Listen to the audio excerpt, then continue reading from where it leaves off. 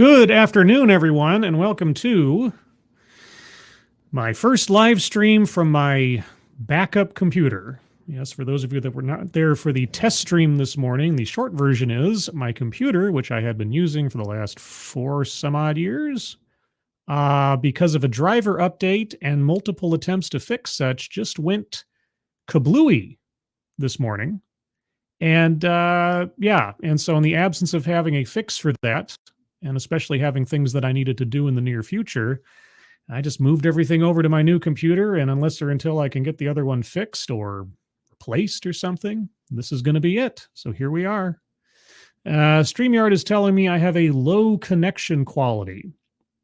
I don't know if that's translating over into my sound, so I'm going to need somebody in the chat to tell me how the sound is sounding. Do I sound all right? Is it coming through okay? My internet, I tested my internet before I came on, and it was working perfectly, so I assume I'm all right. But I don't know. 5x5 says, Fostonia, I hear you fine, sounds good. All right. Well, I'll have to listen back to the broadcast later to see if there's any other adjustments I need to make, because I'm doing everything on the fly here. So I apologize if I'm a little flustered, a little out of sorts, but it's been a very stressful morning. But before I get into anything else too big, who's here joining me for this ambush stream? First and foremost, Funtime Bats, thank you so much. Hi, Scribe, heading to bed, but I'll listen in full at work tonight. Well, appreciate it. Thank you so much, Bats. Hope you have a good sleep and that somehow I can keep you entertained or at least distracted at work later. So thank you so much. Mike R, and a thank you to Mike R for helping me out or trying to help me out fix my computer earlier this morning. As I was struggling to figure out what to do with it. Made some kind of headway, but apparently it just wasn't enough. Don't know why, don't know how, but there you go. Let's thank you, Mike R. Old Guy Gamer, Hero Soldier, who else is here? Jaeger Pony, Random American, Molly Okami, Mike Savage, Blarg, Tall Person, Neon Leon, who else is Spittlebuggies, Fostonia, pardon me, as I said previously. Hello. Anybody else before I move on here? Bishop, good morning. Bruno Montiero, good morning. Good to see you. And Angelverse, good morning. All right, so I had planned on doing this a couple hours ago, but here we are, rock us like a hurricane. I came across this video 2 days ago. It is not a new video in the sense that it wasn't posted recently, but I only found it recently. It's actually from December of 2022. But it's still, I think, early enough or recent enough that it's still relevant to everything. And it goes back to one of the sort of original subjects that I covered on this channel back in the olden days, and that is education and social justice. And this particular video means to teach us, as the title says, learning about teaching ethnicity, gender, and white privilege in the K-6 classroom. So we're not talking about college. We're not talking about higher education or law school for CRT or anything like that. No, this is K-6. This is elementary school. How do we teach ethnicity, gender, and white privilege in K-6? Now, I have edited the video for sound. I didn't find anything or couldn't tell if there was anything filler-wise, like a land acknowledgement or something else in there. So if there is and it's just hidden in there, we'll just have to skip on through it. And I guess with that, with my mind still coming to terms with all the craziness I've gone through this morning, let's begin. I'll start off with a few seconds for a sound test. You guys tell me if you can hear. Actually, first, before I do that, sorry, let me make sure I have the... do I have the fundraisers? Oh man, where did I put those? Pardon me, guys. Sorry, I had to move all of the desktop files from the old drive onto this new drive, and I'm still sort of reorienting myself to it all again. So and now I need to push the message up so I can get to the 3 dots so I can pin the message. Move the chat. There we go. All right. Now I can get to the 3 dots and I can pin the message. All right. So there you go. Fundraisers at the top of the chat box, everybody, for our friends Morbid Curiosity, Maddie, and Angry Illinoisian. Please take a look at those if you have the opportunity. All right, let's begin. Let's learn something. Let me take my mind off of all today's insanity with new insanity. There we go. Welcome everybody to CSU Monterey Bay and ED 615. Our class is how to teach history at the elementary school level. How to teach history at the elementary school level. You guys hear that okay? Since I've had to load everything up on a different computer, I don't know if the sound or the audio for tabs is programmed correctly. I'm assuming so. You guys hear that? Let me know in the chat. Whew, calm down. Calm down. I'm still coming down. I'm still like the adrenaline, the worry, the anxiety. I thankfully did not have a full-blown anxiety attack, although I got close. Because, man, that is not how I wanted to start out my weekend. All right. And we're moving into our social justice classes, and the topic of this panel is talking about race, privilege, gender, and sexual orientation in the K-8 history classroom. In the K through 8 history classroom, why do you need to talk about sexual orientation in a history classroom or gender or any of this? Oh, boy. And we've got a number of speakers here, but we're going to start with Vanessa Quiroz Carter, who is a Latinx American Watsonville City Council member. And Latinx, it's Latinx. Get it right, white boy, it's Latinx. adjunct professor at Hartnell College. And I'm going to stop sharing and spotlight her and let her start. Okay, holy cats, look at all the people they got in this call. All right, well, thank you, Rob. Thank you for that introduction. I'm really happy to be here and chat with all of you about some of my experience. I am from Watsonville, born and raised in Watsonville. I've also lived in the Bay Area for several years. The Bay Area, you say? Yeah, I'm not, why am I not surprised? I started at Cabrillo College, so I started there, and I got a full scholarship to Berkeley, and I went Berkeley. Yeah, the magic 8-ball of social justice education and indoctrination. All signs point to yes. to Berkeley, studied English literature. I unofficially. Okay, that's the video. That was the video roboting, not me. Unless now I'm also roboting for some reason. I like to say unofficially minored in ethnic studies because I took several ethnic studies courses, but I think I was like 1 or 2 away from having it as an official minor. But that was an area that really interested me. What motivated me to run? I first ran for office back in 2020. I don't know that I care about her biography, honestly. Can we get to like talking about the material? Yes, it's going to be one of those streams. I'm not here to listen to everything. I want to get down to the meat of it. Political, economic, and just cultural pieces of who I am and how I grew up. In terms of being my sexuality and being bisexual, that's something that I figured out probably in high school. High school? And yet you're on a stream promoting K through, I mean, the title of the video was K through 6, but the title on their own card said K through 8. Either way, we're talking elementary school kids. Okay. But, you know, I graduated high school in 2004, so I'm kind of dating myself there, but we weren't as progressive back then. And there were a lot of slurs, a lot of pejoratives. And so it wasn't really safe to be out at that time. Right. Okay. I suppose I could see that. How long ago was this? What'd you say, 2008? Did I miss that?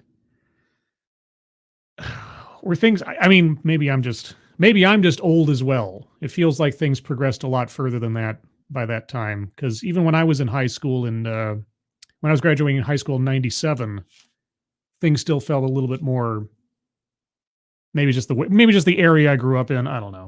I can only think of maybe like 1 or 2 people who were actually out. Okay, I want to get to the school part, the learning part, the part where you talk about students. Is this all just you biography? That I was taking with that particular professor, and she really, really prepared us for. Okay, let's get to the part. Are there going to be like cue cards or something? How long does she go on? How long does she go on? Okay, thank goodness. Let's get to a point where we're going to talk about like the subject at hand. I'll introduce everybody to my friend Glenn. Glenn and I have known each other for over 40 years because we knew each other in college, and that's where we first met. Okay. You'll hear Glenn's story, and it's been fun to walk on his journey, his discovery of his own life in a variety of ways in the past 10 years, in addition to what we knew about each other 40 years ago. So with that, I think I'll turn it over to you, Glenn, and then we'll move on to Tyler with our normal thing. And Vanessa, stick around as long as you can. So we have Vanessa, and I apologies for mispronunciations because I'm not quite sure. Vanessa Quiros Carter, Tyler Williamson, he, him, and the other one I can't see because the timestamp bar is blocking it. Glenn, why don't we just start with introduction? Oh my gosh, you've got a growth on your face. What?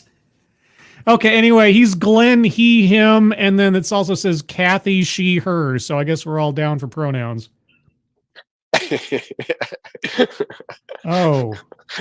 Anyway, Glenn, you're on mute. If you could start by introducing yourself, and then Tyler can introduce himself, and then we'll go on with the other questions. Okay, now you know what? I'm sorry.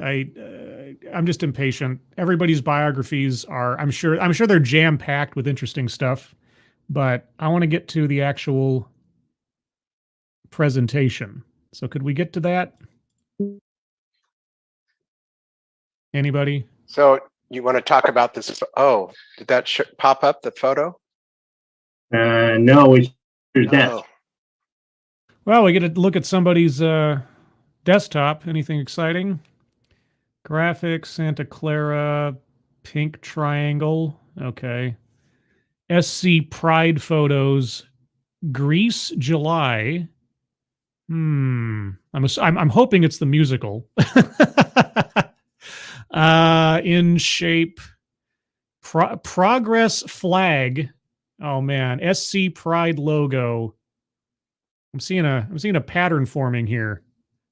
Anything else? Sorry, for those of you listening at home, while they're trying to set up their stream or something, they dropped onto somebody's desktop. And there's just folders and files and all types of interesting named things on here. CSUMB Co. Equity presentation. Oh boy. Pride board, pride printing, pride. All right. Oh, interesting. I found the photo Glenn was talking about. Let me share it. Can we get to the part where you talk about the lessons in classrooms? What is going on here? Okay, are we still on somebody's personal history? I have a feeling we're on somebody's personal history. A couple more hellos for people that popped up in the chat in the meantime. Frankie Deller, good afternoon. Anybody else I missed? I think I got everybody. Okay, so I guess it was only you, Frankie. Only you. Did that pop up? There it is. Yeah. With my golf hat. So the gentleman kneeling. Oh my God. Cursor. I don't care about your biography. Get to the part where you're talking about what you're going to do in schools. And this guy's probably talking about his biography too. No, the part where, how are you teaching this stuff in K-6 schools? Did we ever get to it? Was the same story you've just told us. How would you maybe change it or edit it a little bit if you were talking to students? We're mainly K-4 teachers. I think we may have one or two 5th grade teachers, but mainly K-4. Okay, well, we didn't hear his story because I don't want to sit through half an hour of personal biography. I want to get to the part where we're talking about what the things that we're going to talk about. Okay, you know, I've thought about this a little bit because past since I've. Oh my God, he's roboting so bad. What?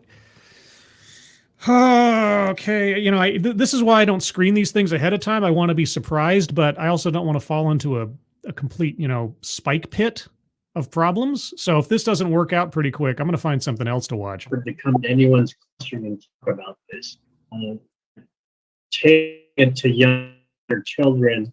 Oh my God, no! This is ridiculous. Do we ever actually get to some cards or something, or someone else answering a question? Glenn and Tyler have already introduced themselves as other people have, but we'd love to bring you into the conversation. And the last question we asked was your culture taught in your school, but why don't you start by sharing who you are? Can you hear me okay? You sound good, yeah. Okay, well, I apologize for my tardiness. I'm in Cairo, Egypt, and it's like 2:30 in the morning. And I didn't even have time to put on makeup. So this is about the roughest, like no one ever sees. I don't even go to the grocery store without at least trying to put one level of eyebrows on. Is this entire thing just them talking about themselves and kibitzing? Because I was promised some kind of look at how you teach these subjects in K through 6. Good gravy. Okay, this might turn into a nothing stream. I apologize, everybody. So like, please just pretend I look spot on, or check my Instagram or something and see how cute I normally look.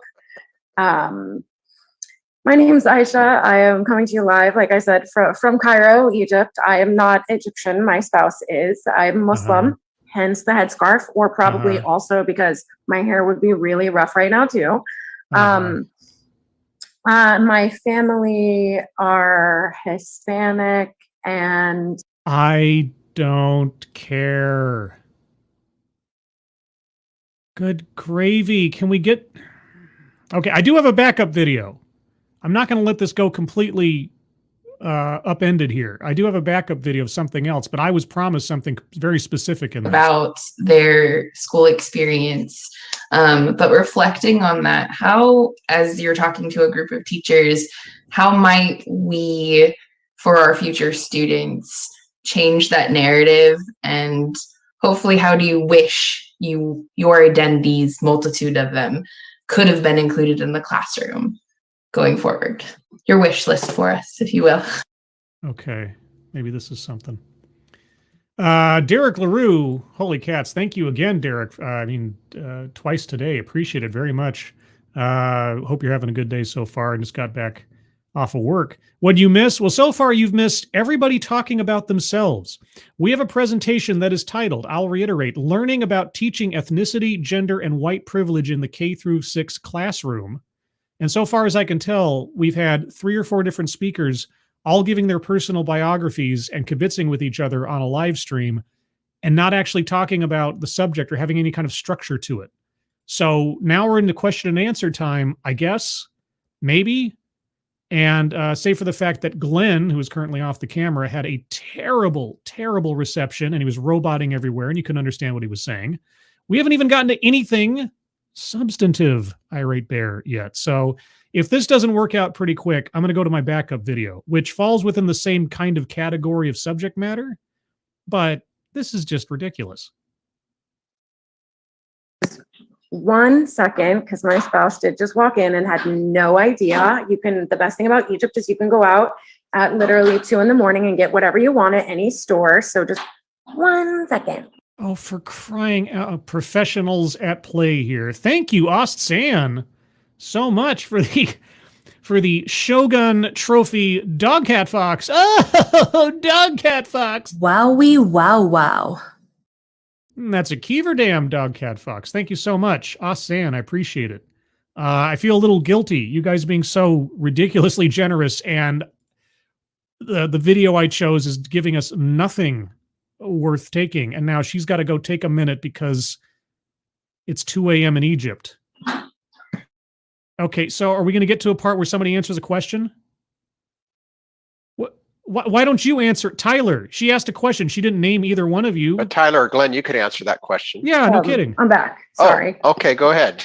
I'll have to let him know why I was over in the corner talking to Zoom. So I think like my wish list would be that as a Muslim, I would really love to see, one of my current identities reflected and well reflected in teaching curriculum in a way that's really positive. You want to teach about religion in public school K through 6? Okay. And that sort of includes a lot of really great ways that Muslims have contributed to things like history. I think things that Are you sure you want the history in total taught?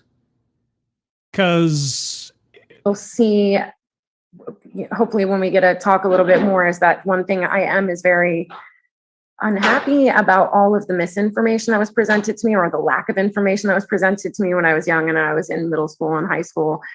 That's because public schools generally shy away from teaching any religious studies because they're public schools. If you want theology, you go to a religious school. There's certain laws. I don't know if you know about these laws. How did I not know about some of the great Muslim explorers, or that our numeric system comes from, and the fact that we use zero comes from Arabic, so. I learned about mathematical histories in school because that's not religious. Religion didn't teach that. What do you... Okay, well, I'll tell you what, this is the first thing I've heard so far about actually teaching things in school. I think that there's so much that I would love to see when it comes to curriculum that's inclusive, as well as, of course, LGBTQ plus families like my dad's, and really just anyone who comes from a non-traditional family, right? Like my best friend was raised by her grandparents, and she wasn't really represented in a lot of traditional curriculum. She was raised by her grandparents, and she was not represented in traditional curriculum. Okay, I'm at a loss. How should a child raised by their grandparents be correctly represented in the curriculum?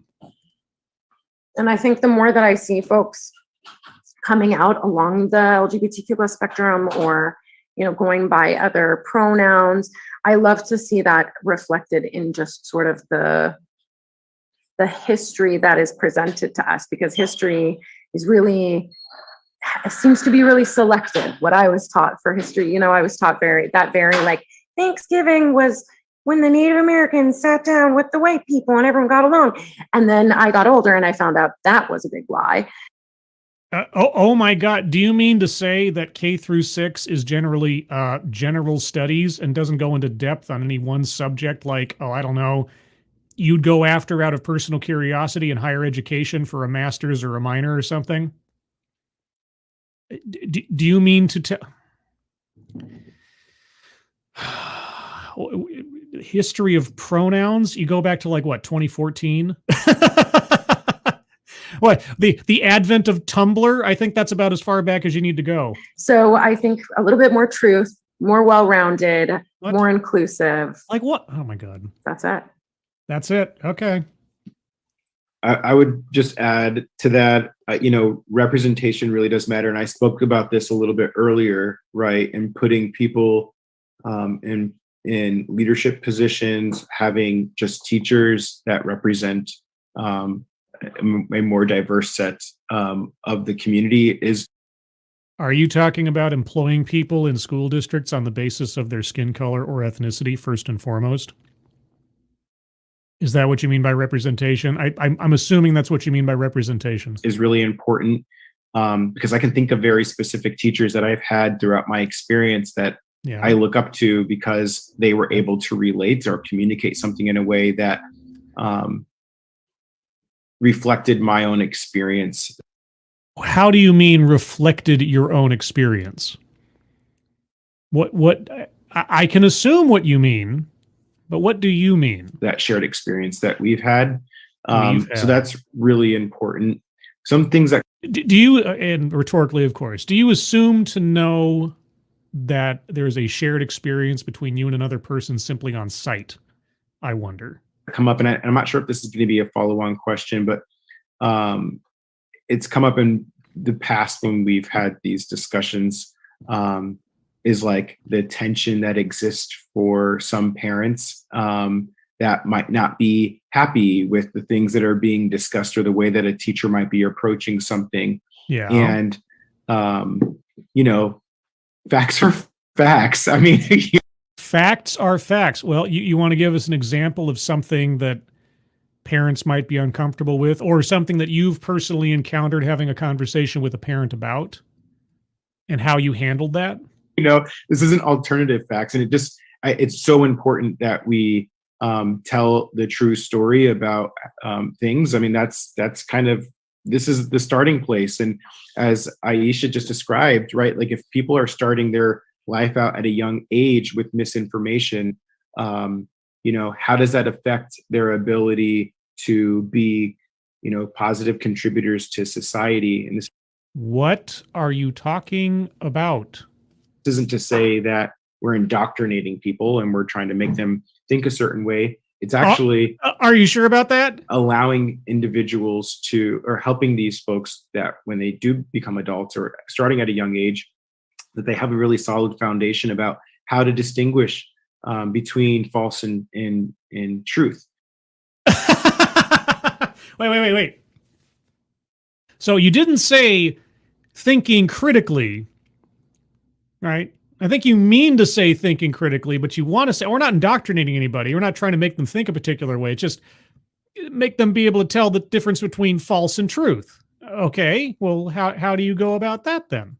And so, when we talk about making that connection, particularly in history classes, from things that have happened in the past to current events, current affairs, it might paint a good opportunity to help youth understand how to draw that distinction between where are they getting their sources from, why would something that's said in a certain way, or maybe the headline of an article, why would that cause you to maybe take a second to pause and look at the article a little bit more to check the validity?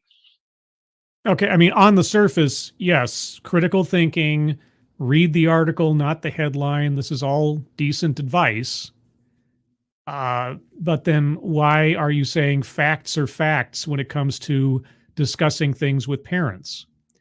I mean, that was your reaction. Parents might have concerns about the way you're teaching things, but you're just like, well, facts are facts.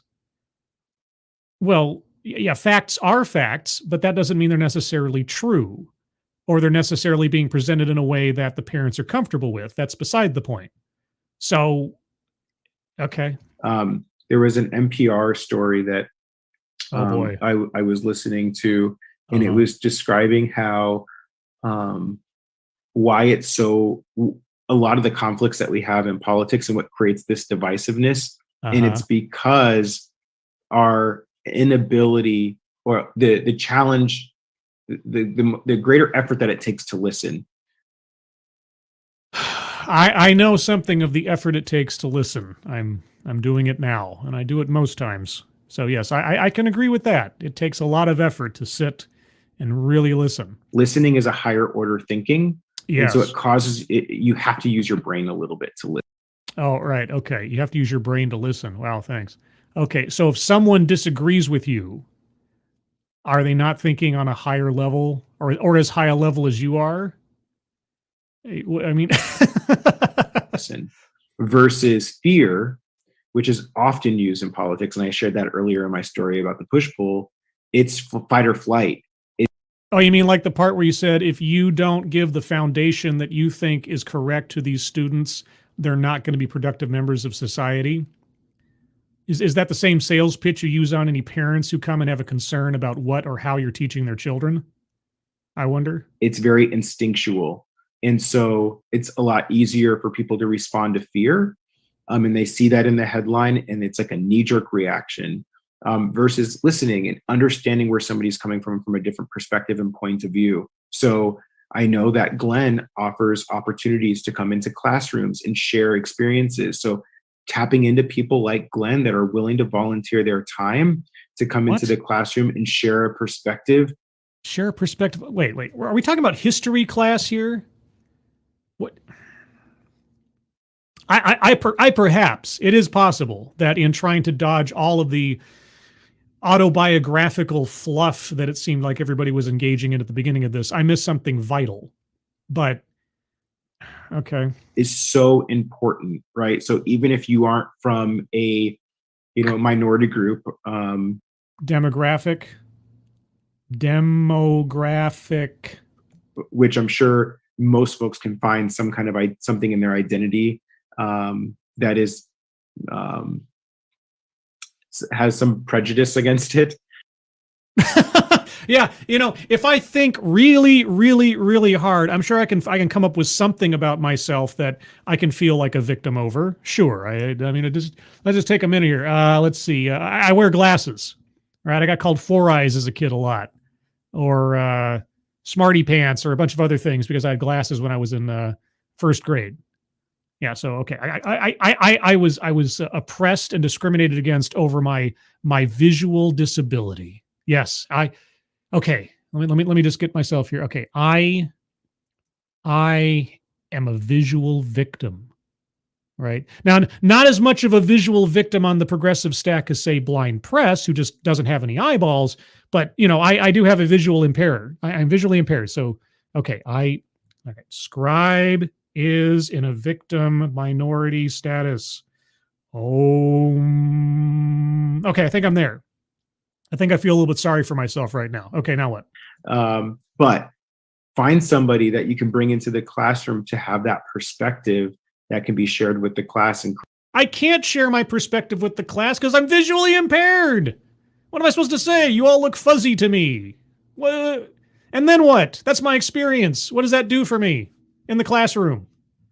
It's like, hello, class. My experience is that if I take off my glasses, you all look like that part in the videos where they can't show you the blood and the guts. That's what you all look like. Big blur. Create some kind of activity around that to help create learning opportunity for the youth. Okay. Was that the answer to the question? Other questions, Olivia or Ashley or anybody else? Please. Or anybody else on the panel want to add anything? Please. Otherwise, I'm going to switch to the other video here pretty quick. I feel like we got most of the answers that people were wondering about. Does this go like any cue cards or anything? Has this been just a complete nothing? This feels like it was a complete nothing. Okay, you know what? I'm going to say that it was a complete nothing because I don't have any reason to think otherwise. But thankfully, I do have a backup video prepared. This was also going to be maybe a Sunday stream option. But now that I don't have that, because I was hoping that was going to be something more interesting, but maybe I'm just impatient. If I'm impatient and somebody decides to go watch the original, links in the description, and find something interesting, there you go. But we're going to move on to something else, something that also has to do with children and youth. Now, I don't know if this actually pertains to K through 6, and the picture is offset because they're going to have webcams up in the corner there, so I can't do much about that. But this is an organization called the National SOGI Center, or perhaps more disturbing if you'd want to go that way, the National SOGI Center, promoting the well-being of LGBTQ plus youth and their families. And what does SOGI stand for? Sexual orientation, gender identity, and I don't know what the E is for. Oh, equity. Sorry, probably equity. So how do you discuss these subjects with children and youth? I don't know. If we're just talking about, I don't know what we're talking about. So let's start with this one, just for the heck of it, huh? Hello, everyone. Thank you so much for joining us today. Welcome to our learning community on safe and effective LGBTQ plus data collection. Data collection? Okay. This learning community is facilitated by the National SOGI Center of Innovations Institute at the University of Connecticut School of Social Work. Uh-huh. So a little bit of more about me. Okay. Oh yeah, I did edit this one to get rid of a whole bunch of extra, land acknowledgement type stuff and like our upcoming events and things. So there will be a jump here or there, just to save us some time. So this time at least, I had the opportunity to edit the video out of all the fluff that I could find, unlike the previous one. My name is Antonia Barba. As you'll see, we're going to share a little bit more beyond just our typical kind of professional bios. I do have a master's degree in social work from Fordham University. Okay. I use she, her, hers pronouns. I am thus edified. I identify as cisgender, bisexual, and queer. Okay. I also identify as a multi-ethnic person. I am both white and Latina. Okay. Is white an ethnicity?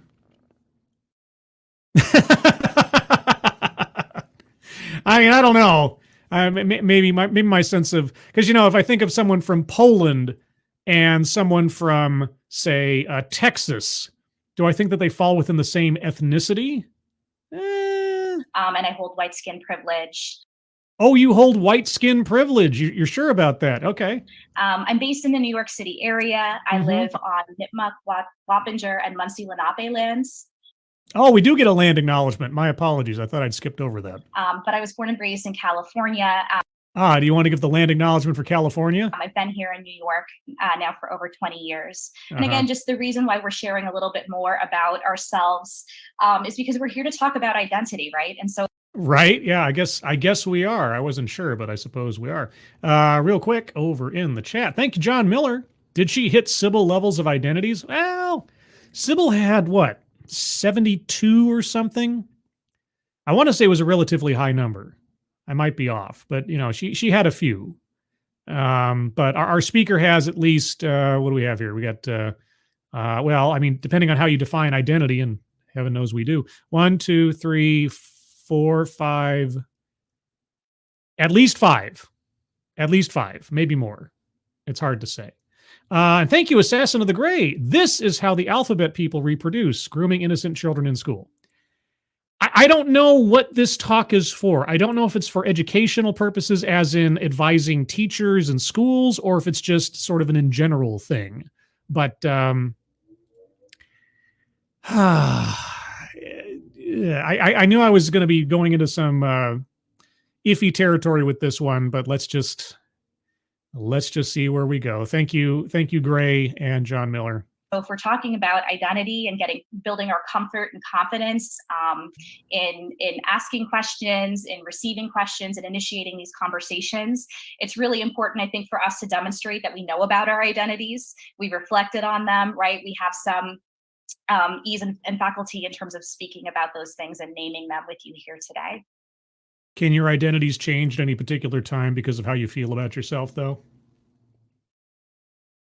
Because I've heard that too. So I'll turn it over to Johnny for your introduction. Hi, everyone. Thanks again for having me.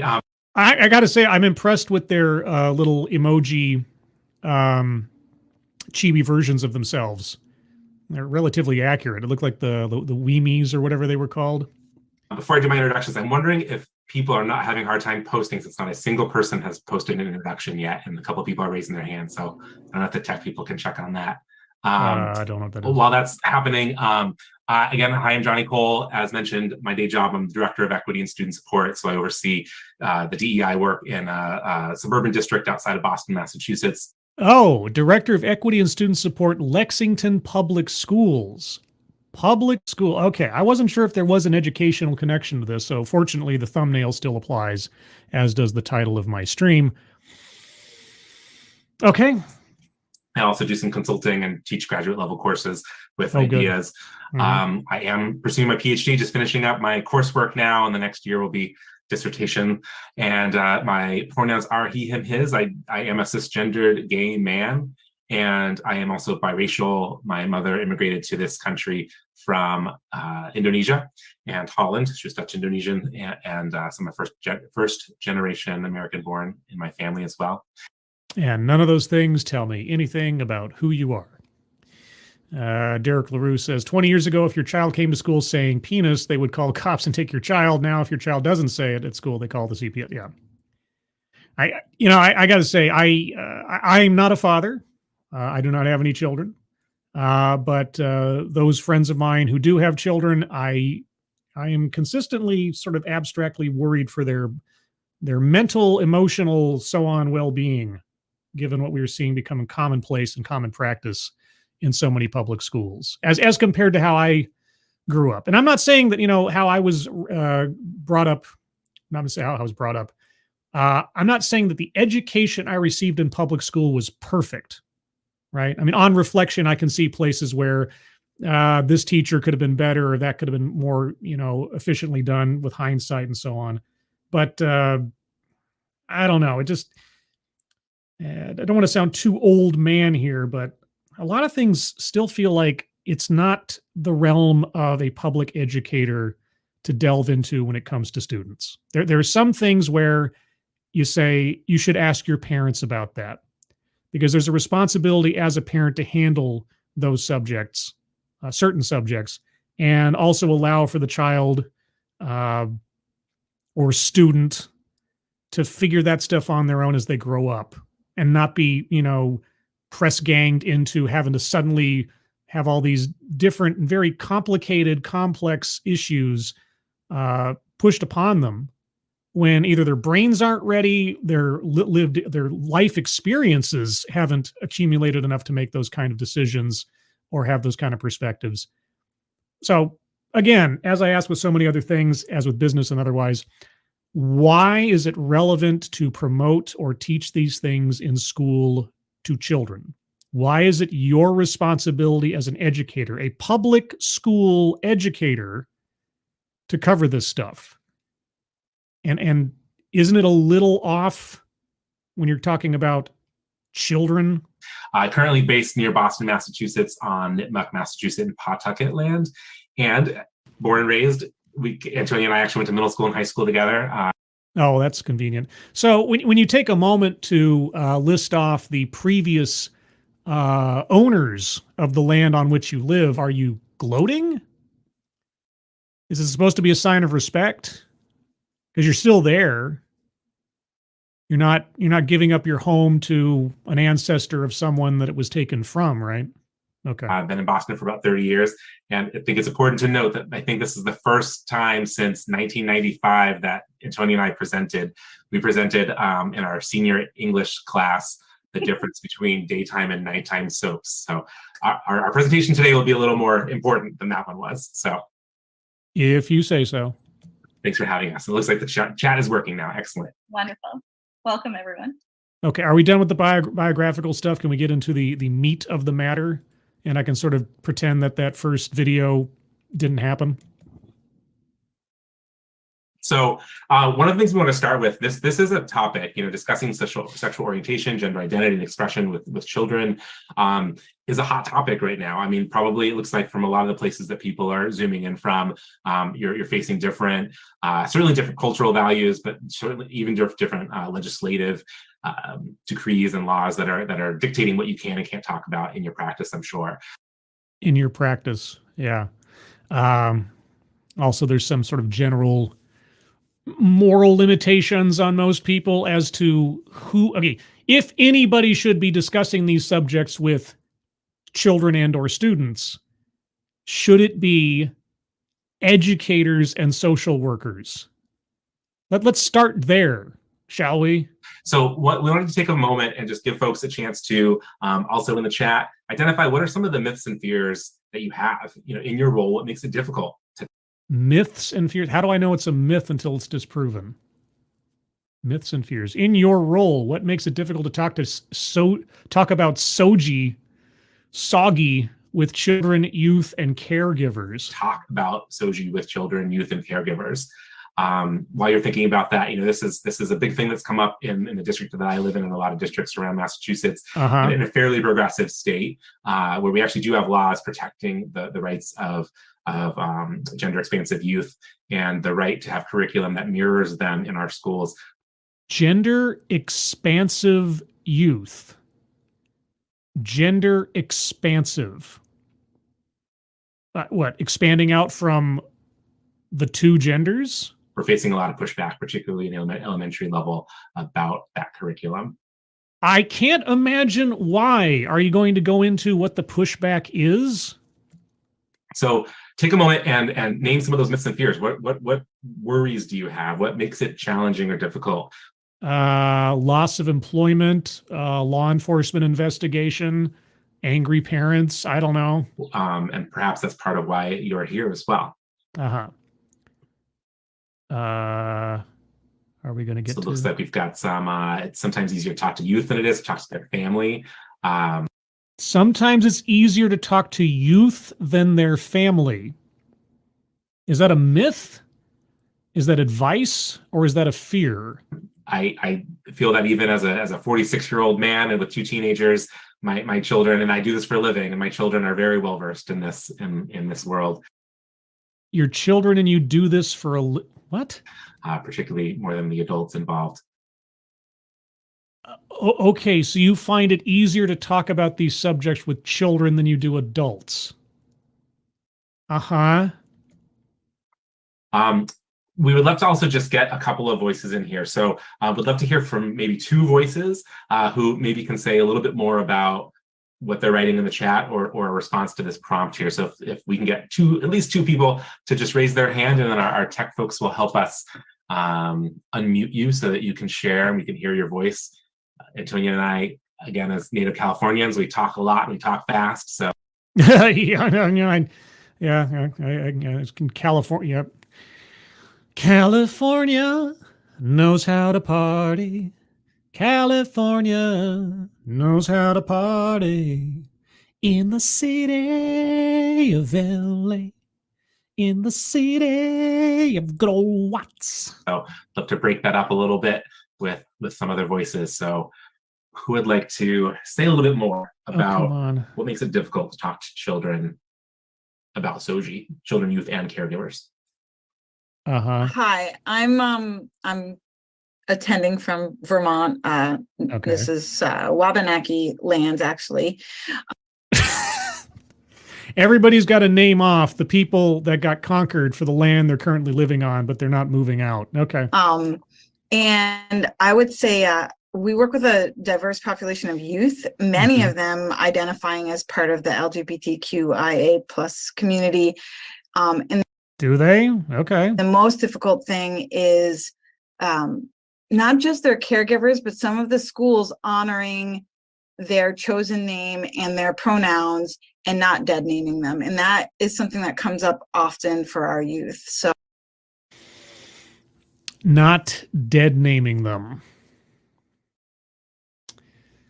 So I think explaining and talking with the local school faculty and staff about why it's so important to honor what the youth identify as.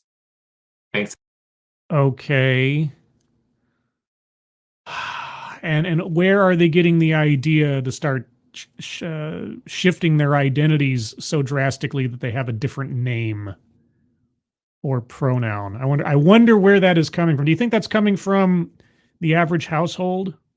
Heather, that's really, really helpful. We will definitely touch on that as part of our presentation today. Oh, good. Looks like Derek will be our second person before we move on. Derek. I think I did have the opportunity. Yeah, I was able to edit out. I was able to see blank spaces in the audio track where they were silent or doing something. So I think I got most of those out. So hopefully we won't have too many pauses. Hello, everyone. I have unmuted myself. Okay. So calling in from Windsor, Ontario. This is Anishinaabe territory. Everybody's got to announce the former owners of the land they're living on. I love it. It's just, it's like a cult. For on Wendat peoples. And I do a lot of work directly with youth and a member of the community. And it's not the conversations that I have so much difficulty, but supporting those who are caregivers or service providers doing that kind of work in the way of education consultation. Caregivers.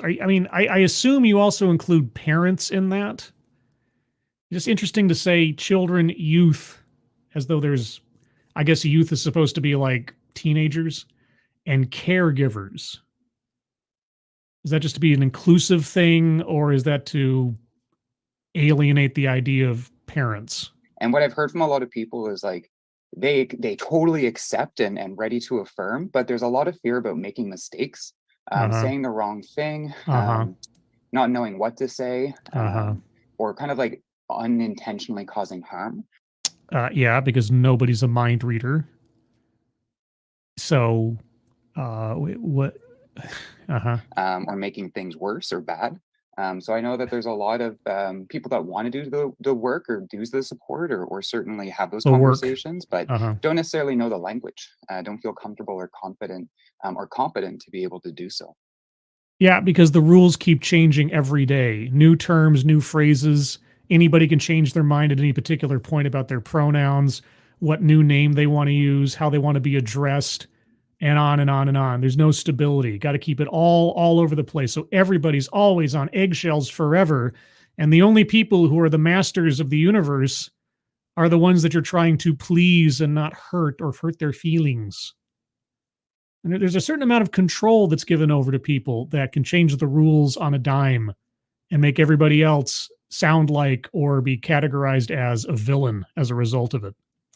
That is excellent, Derek. Thanks for naming that. Something, again, that I think we will address as part of our presentation today. So one of the reasons that we ask folks to name the myths and fears is also when we come together in a space, a learning space like this together, 60 plus of us, we need to help hold each other accountable. And I have found in these spaces that naming some of our worries will help us not hit those worries together.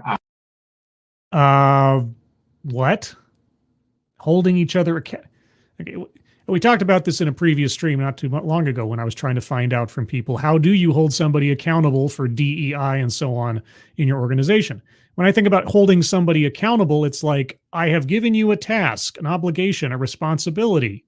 If you do not fulfill that task, obligation, or responsibility, there will be a consequence. So we're talking about holding yourselves accountable. Do you mean what you say? What are you talking about? Is somebody going to be punished or something? Even though that some of them will happen outside of this space. So one of the things that's important for us to also consider are the guidelines and norms that are associated with this work. Some of these we think will help mitigate the impacts of those worries that many of you are listing in the chat and that we just heard from two of our colleagues. Okay, so our first cue card. Guidelines and norms. So the first, we have 4 norms, and these are true for our learning spaces together, and these might be things that you bring back to your organizations when you're discussing this work. First is being curious. So what that means is naming it. So if we use terminology that you're not sure, please put it in the chat. Say, hey, can you say a little bit more about X, Y, and Z? Also naming it is if we or someone in this space says something that lands on you in a really negative way, to name that. I have found it really helpful in these spaces as so everybody is a fragile piece of glass, and if somebody says something that rubs you the wrong way, complain about it. Okay. Well, I'm curious to know, how do you define accountability? And as far as terms are concerned, or I'm more curious, why is it a public educator's place to discuss the intricacies of sexual orientation with children and youth?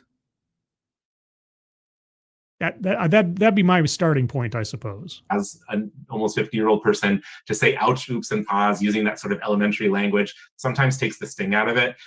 Those mistakes that we just heard Derek talking about, it takes the sting out of it, and that we can sort of focus on what we said and how we can make it right. So if anybody experiences any microaggressions during this webinar of yours, you're going to address them individually? Oh boy. Also paying attention to process as much as product. So we're going to share a lot of information with you over the next hour. The tribal land acknowledgement is an example. The tribal land acknowledgement is an example of the information you're going to share. Oh, thanks. Again, now that you've shared where your current place of residence was originally occupied by, or who it was occupied by, or were you just like gloating about it? Giving lip service? Why are you still there? If it's somebody else's land, what are you doing there? Was that the first time that you heard of it? No. Land acknowledgements are becoming part and parcel with all of these things lately. If it was, we certainly wanted you to think about the product, the content, the land acknowledgement that we were doing. What is the product of the land acknowledgement? What is produced by educating us about who used to live where you live? But also the process. How did it feel to be here? How did it feel? Hearing about that, to pause for a moment and think about the indigenous people who have shepherded this land for centuries. Shepherded this land for centuries. I don't know. I don't know. How does it make you feel to be occupying said shepherded land? Do you feel good about it? And if you don't, why are you doing it? Our second guideline that we think is important for this work is holding on to multiple realities. Yeah, I suppose I would have to straddle several dimensions for this to make sense. Multiple realities, okay. We all see things from our different vantage points. Oh, is this intersectionality? Tell me this is intersectionality. And those different vantage points also exist within a context of power and privilege. So, so if Antonia and I are experiencing something together and we have different perspectives, as a cisgendered man, I have a little more power and privilege. Oh, you do? Oh, okay. So you believe in male privilege. You believe in male power, male supremacy. Okay, you have a little bit more privilege than so you are superior to your colleague because of your gender. Okay, well, I mean, if you believe that to be the case, then she does as a woman, right? Because women are second-class citizens. You know that to be true. That's why you categorize yourself as they're not equals. Now you know you have more privilege than she does. Okay, and so it's important for me to recognize that those. Although we have different perspectives and different multiple realities, they don't always exist on the same plane. Are you listening to yourself right now? Okay. All right. This is your talk. You keep going. We need to practice our both and thinking. Two things can be true at the same time, even if they seem to oppose each other. We'll explore that a little bit more. Two things can be true at the same time, even if they oppose you. I could imagine a scenario. I'd love an example. Later on, using and instead of but is really great in this work. I know that a lot of folks have thought about this in the recent years. Using but negates what comes before it. I found it really helpful even in my personal life. You know, when my husband's doing the dishes. It's great that you did the dishes, but no. But doesn't necessarily negate what came before it, but it can provide an exception. It depends on the context. Okay. You left water all over the counter. Yeah, exactly. Thanks for doing that, but you made a mess. Right? It's not negating it. Okay. Instead, I can say, and next time, could you please clean up the counter? Oh boy, those gentle, fragile feelings. It says the exact same thing. Right? You're underlining the fact that they made an error either way. And instead of but. Okay. All right. I wonder how that would work during most of the TEDx's we've looked at. Takes the sting out a little bit. Does it? Does it really? It takes the sting out? You're looking out for their gentle and delicate feelings? Okay. And then intent is not as important as impact usually. Intent is not as important as impact usually. So if I have absolutely no intent on saying something that is going to make someone else feel uncomfortable, if there's absolutely not any malice of forethought in me whatsoever, but somebody decides that what I've said has impacted them. Okay, go on. I think it's important that we acknowledge that the impact that we have through our words and actions on other people, particularly when we're talking about identity, is usually the most important thing. You know, the impact of what we say. How could I possibly know about the impact of what I'm going to say until after I've said it and somebody decides to interpret it a particular way? I mean, the safest bet would be to say nothing at all, wouldn't it? Thank you, Keeverdam, so much. Hey, Scribe, just stopping by after hearing about your computer dying. My condolences. So thank you, Keeverdam. Yes, it was quite the morning. It was quite the morning. And I was very fortunate that I had another machine that I could just, you know, with some finagling and tweaking and things, turn into now I guess it's going to be my main working and streaming machine for the time being. So thank you so much. I hope you're having a good day. And I've been doing my best to keep up on the fundraisers, keeping the fundraisers up and going. So thank you. Hope you're having a good weekend. Everyone, apologies, but I need to take a brief bathroom break because that's just the way it is. I'm going to keep going with this because now we're getting into some stuff that I'm very curious about. So if you'll pardon me for just a couple of minutes, I'm going to put up a standby screen and I'll be back in just a moment or two.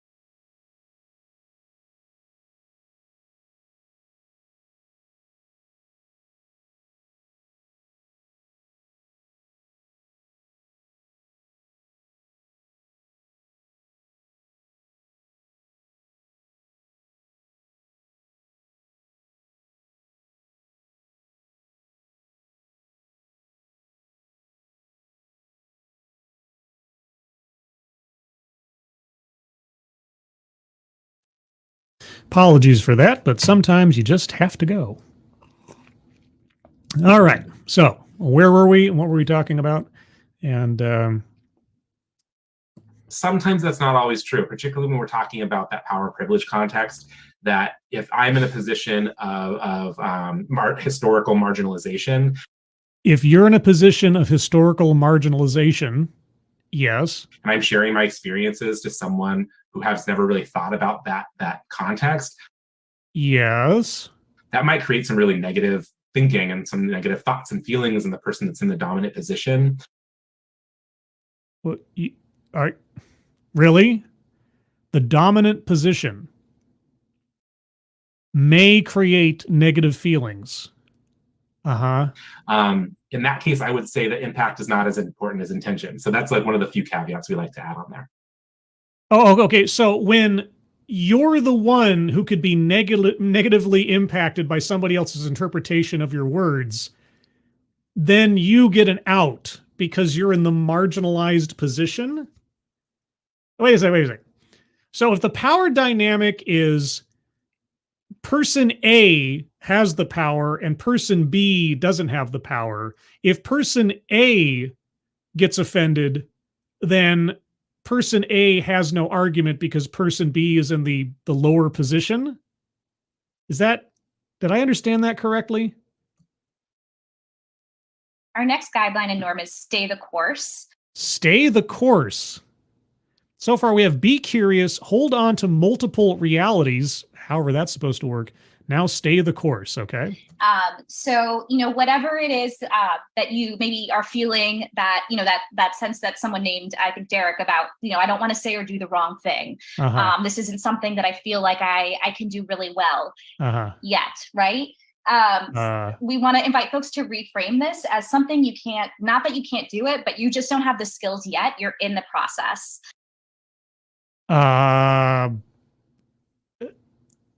Okay, can you give me an example? Of acquiring them. We also want to name, right, that no one person is the expert in all of these things. It kind of takes the pressure off of Johnny and myself too, to feel like we don't have to know all of the things, right? But we pooled our collective expertise, and everybody here who's sharing space and learning about this together is also, together we are pooling our collective expertise, and that's really how this works. No. See, now you've just retreated from your position in this whole thing. You're not going to talk about power dynamics. You're no longer an authority, right? I can't listen to this and at least extend the benefit of the doubt that you're speaking from a place of both education and expertise. You've just told us that you don't know what you're talking about. That for any particular subject or element of this presentation, there is a giant amount of doubt. Now, don't get me wrong, most people should come to things like this with a certain level of skepticism, but now you've made it very easy for me to dismiss anything you have to say as just an opinion, not as something that you've learned, not as a fact of the world or the universe, but just a okay. Happens and stays very process oriented. We want to remind folks that, again, everyone here is learning. Johnny and I learned in the process of working together to put together this presentation. We're going to be learning, from each other today in this space. Yeah. And we also want to invite folks to be willing and open to trying things on.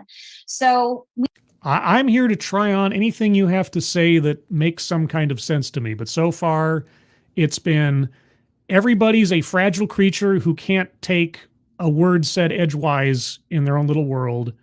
I have to assume a power dynamic between yourself and your colleague because of your gender, which is amazing to me when it comes to equality and so on and equity. That, okay, so the male in this equation obviously has more power and privilege than the female. I mean, if you say so and submit to that kind of thinking, I can't imagine what going through the world is like for you, but okay. And now stay the course. Everybody's learning. We're all going to make mistakes. Yeah, okay, all right.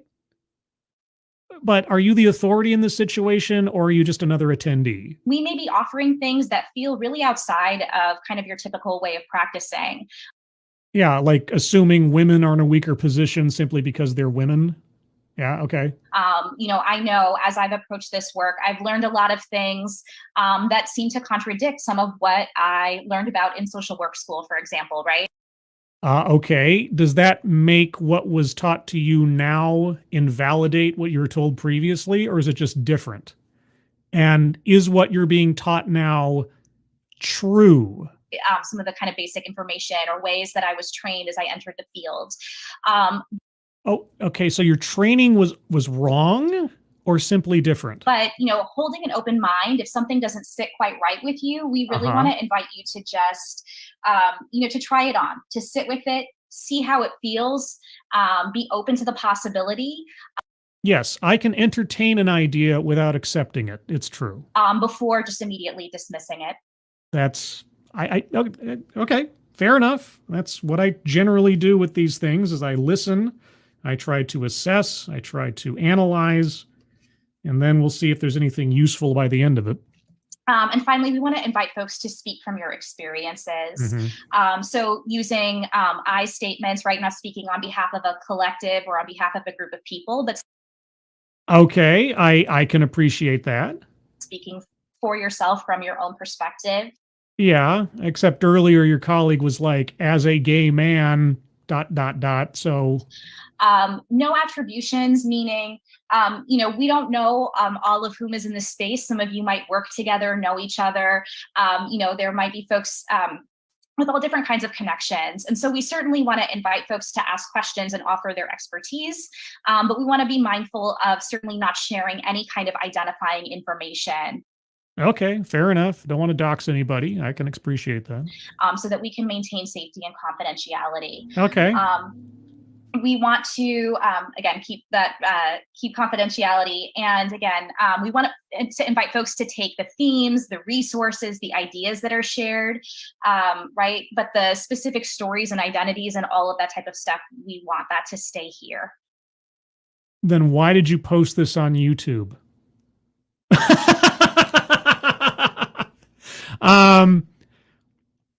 Okay, unless not everybody's going to get a turn at the microphone, so to speak. If you wanted stories to stay here, I'm afraid you made a grievous error. Okay. A little note about language. Oh, language policing. Okay. This can be an area, again, naming, like folks have already named this, that it can be really daunting, not wanting to say the wrong thing. The language related to sexual orientation and gender identity, LGBTQ plus identities, I think is ever changing, is fluid. Given the fact that you guys have made it a habit of giving land acknowledgements every time you talk about a territory, it's interesting to me that you have not included Two-Spirit in your litany of letters. But maybe I'm just more progressive than you are. I certainly have changed so much. I can look at a presentation I did 5 years ago and maybe cringe a little bit that I use particular words, right? So as like what? We learn more, we can do better. And particularly as we start to really center the voices and experiences of LGBTQ plus folks. Because simply on the basis of your sexual orientation or gender identity, you know exactly how the world works and how language operates? We know that our language evolves, and we are going to be talking a lot about evolves. Are you sure about that? Use of language and words and how to respond and receive information that young people are sharing. But just to note also that, we do our best to kind of, share what we know at this point in time.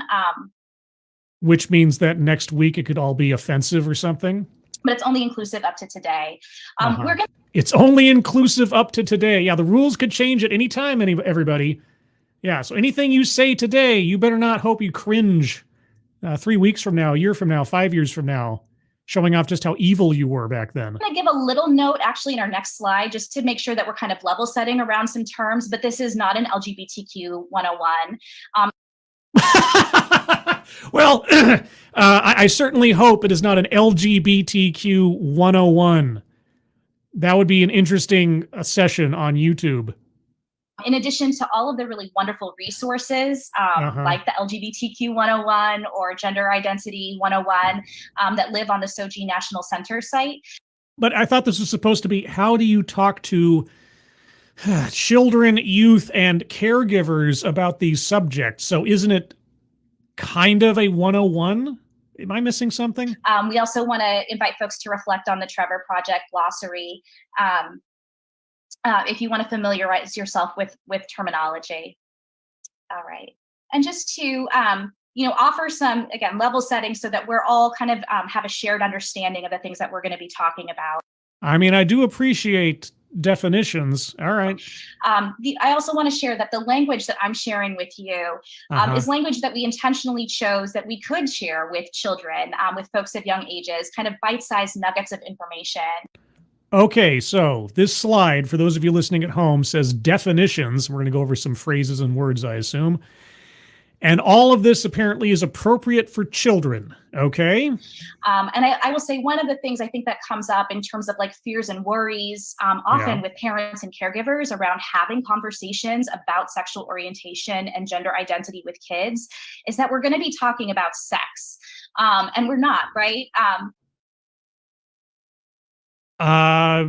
Wait, is this a panel for parents and caregivers to talk about these subjects with children? Because our other speaker is in charge of a DEI at a school district, a public school district. Who is this webinar for exactly? We can describe sexual orientation in this really simple way, right? This is a phrase that describes who someone loves or is attracted to, right? Yes. Right, a nice kind of bite-sized way to share that. Yes. Gender identity. Oh boy. Right. This phrase describes how someone feels. They may feel like a boy, like a girl, like both, or like neither. But everyone has. Uh-oh, you did it. You caught yourself. That's hilarious. But a gender identity, right? We can actually only know another person's gender identity for sure if they tell us. It all really depends on how well they're presenting. It really does. Right? Important things for everyone to know and respect. And gender expression. Oh, gender identity and gender expression are two different things, huh? So people express themselves in many different ways. Are you going to go over biological gender? Is biological gender going to be one of your definitions? Such as their clothes, their hairstyles. Yep. Sometimes people think that certain things go with certain genders. But again, you really can't guess someone's gender by how they look, right? See, I would have guessed your gender is female. And I would have been right. I would have guessed the other speaker's gender was male. And I would have been right just by looking at you. Now, if either one of you were just some expertly presenting opposite biological gender, well, then congratulations. But 9 times out of 10, you can tell someone's gender by looking at them. Right? Again, the only way that we know is if they tell us. No, it's not. So, oh, you're not going to go over biological gender? Okay, so, jeez, all right. Another thing that's important for us to have a good frame for this work and that sort of guiding principles for the work that Antonia and I do in our fields is typical SOGI development. And so I know, I am constantly faced in my work with the question like, the kids are too young to talk about this stuff, even with the language Antonia just used. Let's back up a step, and I'll take it to the same thing I asked before. Setting aside the appropriateness of age for a second, why should it be your role as an educator in a public school system to discuss these things with children? I'm going to be very, very diplomatic first and foremost and ask, why is that your realm in the first place? Why is it anyone's realm outside of the household for these discussions? I'm not talking about the basic biology of the genders. I'm not talking about the bare bones mechanisms of sexual reproduction. I'm talking about all this other stuff. All this other psychological, very personal, very intimate type things. Why should you be the one to discuss this with students and children? And that is not true according Wait, that's not true? to the research. So according to the research, it's not true that they're too young for this. Okay. Is the research going to be something like, and I'm putting my psychic hat on for a second.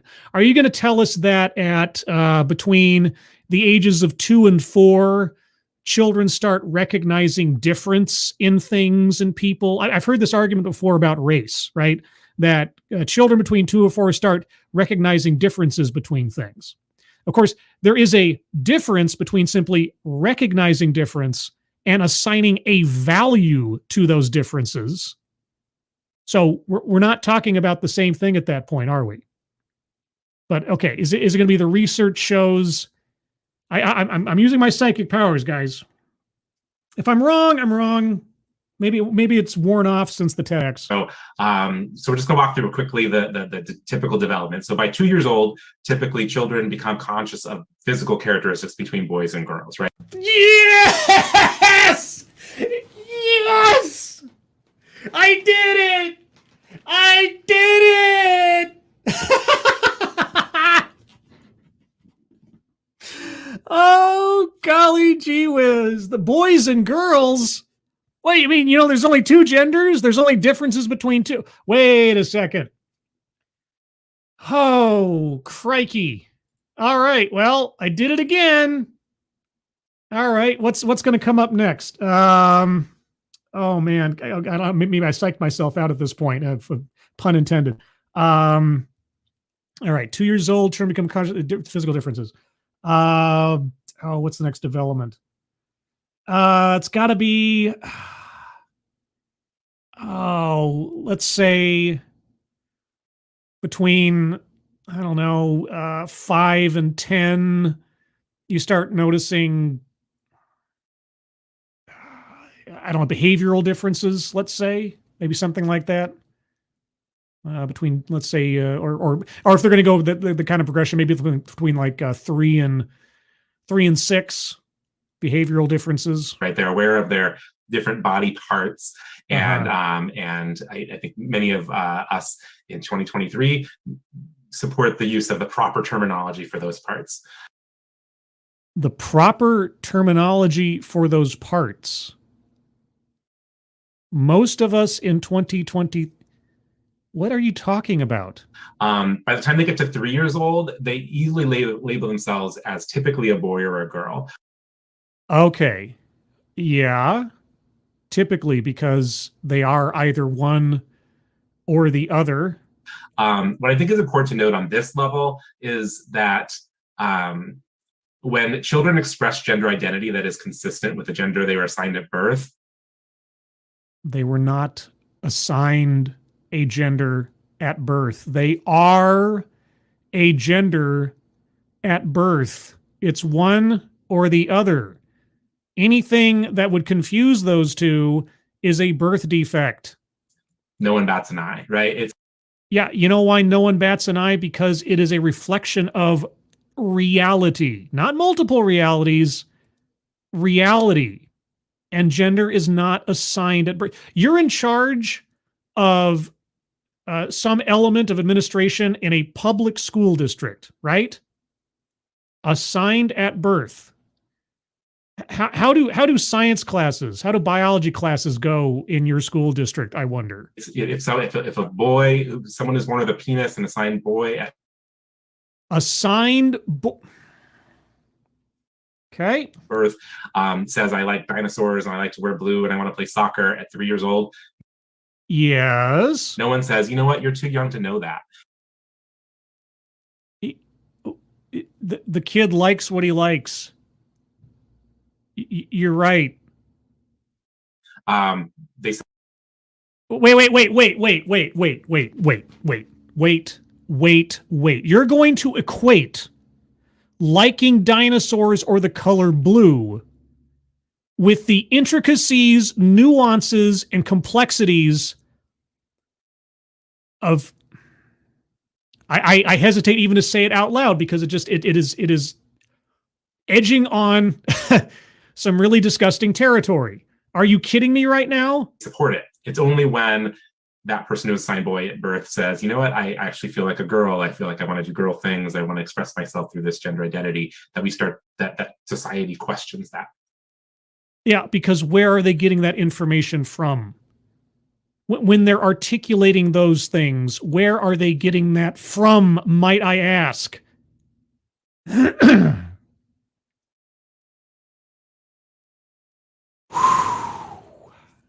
Oh, and hello, Shadowclaw and TC LaChance.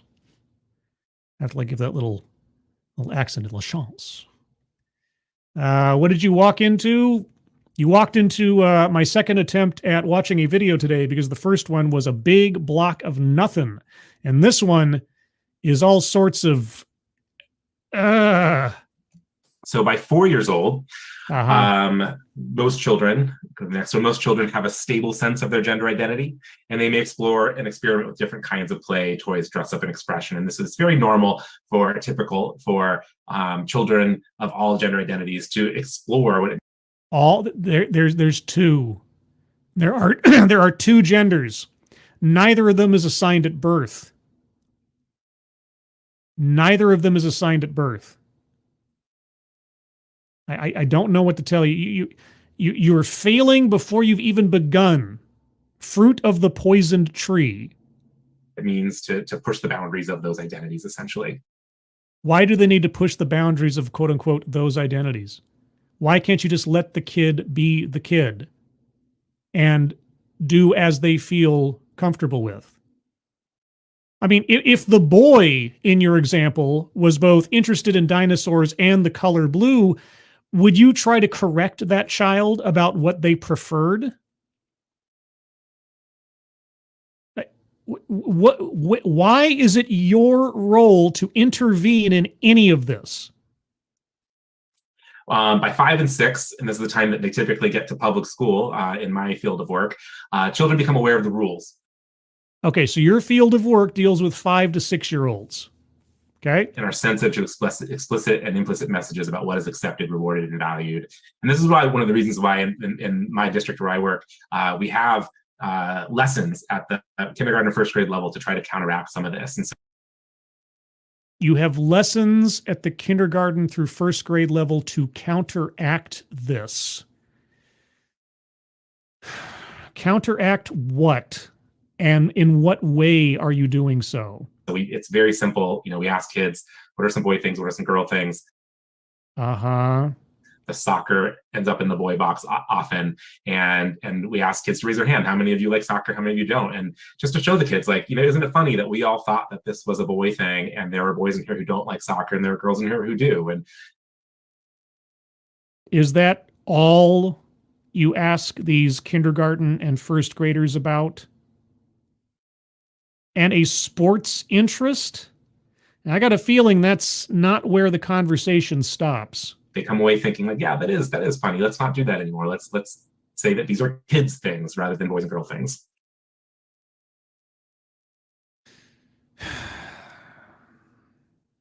I got a feeling the conversation, quote unquote, does not stop there. By the time they get to middle elementary, by 7 years old, most children have gender constancy, meaning they are pretty consistent in how they express themselves. They may go underground about gender distress if they identify something different than what everyone else expects them to be. And gender distress. Gender distress.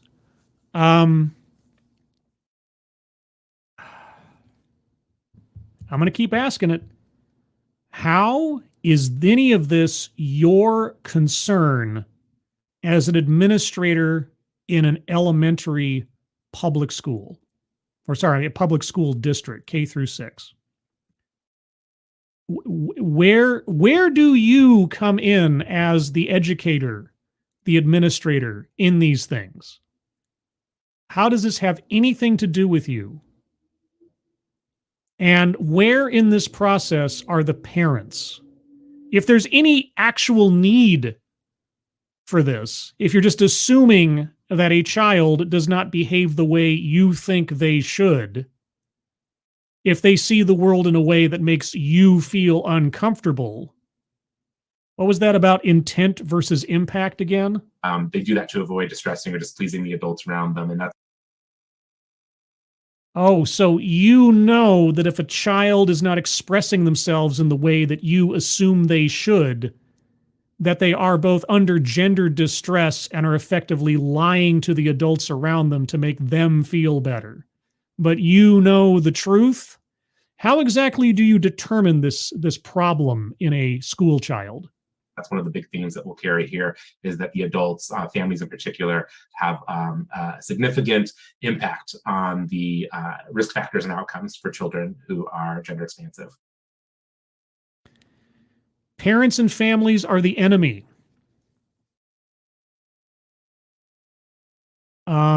Okay. Well, then tell me, public school district administrator guy, how do you deal with a child that, let's say, you assume or have encouraged to believe they are under gender distress? How do you deal with that information that you've gained when it comes to communicating with parents and families? And then finally, on average, most children develop their first crush or become aware of their attractions to others by age 10. And that's true for all children, whether they are heterosexual or gay or queer or bisexual or any of the other options. Getting a little more uncomfortable. Also the fact that, surprise, surprise, in talking in abstract terms about children writ large, I don't know, maybe I'm just reading too much into it that our chart here is in the rainbow. That people can identify as. Again, we'll share these resources. The research to support this is listed on the slide as well. I don't care what your justifications are, whatever your research is. I want to know, how is this your business as an administrator in a public school district? And even if you had any idea or any notion about what a child might or might think of themselves as, and how you could possibly have that information without explicitly querying them in the classroom about it, if you did, how are you communicating this information to their parents? And there's certainly more out there on the internet, but it's important to get a sense of that. What is undergirding why we're doing this work?